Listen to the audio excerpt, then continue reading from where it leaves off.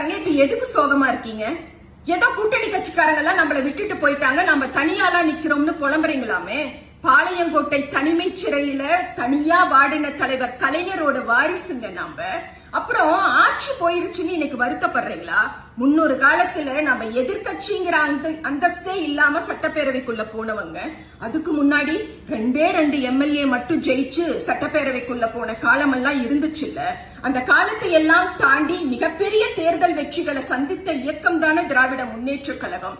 அதனால ஒரு தேர்தலோட வெற்றியோ தோல்வியோ திமுகங்கிற இந்த இயக்கத்தினுடைய பயணத்தை நிறுத்த போறது இல்லைங்க. உயிரணைய தலைவர் தளபதி ஸ்டாலின் அவங்களோட முகத்தை பாருங்களேன். அந்த முகத்துல இருக்கக்கூடிய நிதானத்தை, நம்பிக்கையை உற்று பாருங்களேன்.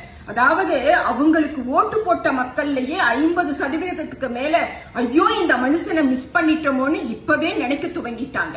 இந்த எண்ணிக்கை நாளுக்கு நாள் அதிகரிக்குங்க. அப்படிப்பட்ட ஒரு தருணத்துல தமிழ் மண்ணில திமுக திரும்ப ஆட்சி அமைக்கும். நம்முடைய தலைவர் ஸ்டாலின் தமிழ்நாட்டினுடைய முதலமைச்சரா உறுதியா வருவார். இது ஏதோ நான் பேச்சுக்கு சொல்லல. உங்களுக்கு சந்தேகம் இருந்தா 75 ஆண்டுகால திராவிட முன்னேற்ற கழகத்தினுடைய வரலாற்றை அப்படியே புரட்டி பாருங்களேன்.